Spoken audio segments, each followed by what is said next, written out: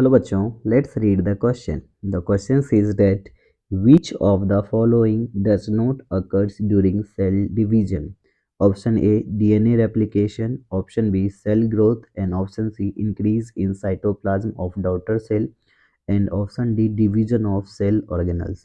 Question ये कह रहा है कि इनमें से जो है कौन सा डिवीज़न या कौन सा जो फेनोमेना है वो सेल डिवीज़न में नहीं होता. तो सबसे पहले इस क्वेश्चन को समझने के लिए हम लोगों को एक की कॉन्सेप्ट समझना होगा, और जो हमारा की कॉन्सेप्ट है सेल डिवीज़न, क्योंकि ये सारे फेनोमेना सेल डिवीज़न के बारे में ही हैं. तो जो सेल डिवीज़न होता है ये एक प्रोसेस है जिसमें पेरेंट सेल डिवाइड करता है अपने डॉटर सेल. तो बोल सकते हैं it is a process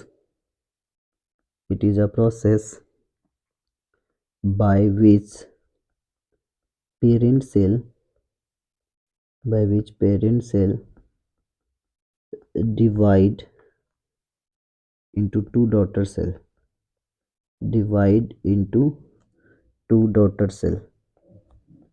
parent cell divide into two daughter cell. Cell division दो तरीके से होता है. एक होता है माइटोसिस, दूसरा होता है मियोसिस.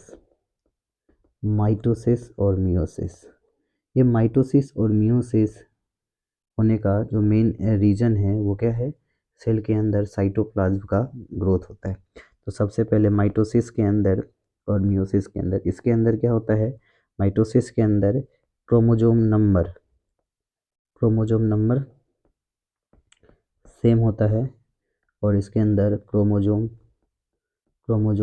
हाफ हो जाता है. इसके अंदर एक पेरेंट से दो डॉटर सेल बनता है, दो डॉटर सेल होता है. मियोसिस के अंदर एक पेरेंट सेल से चार डॉटर सेल बनता है.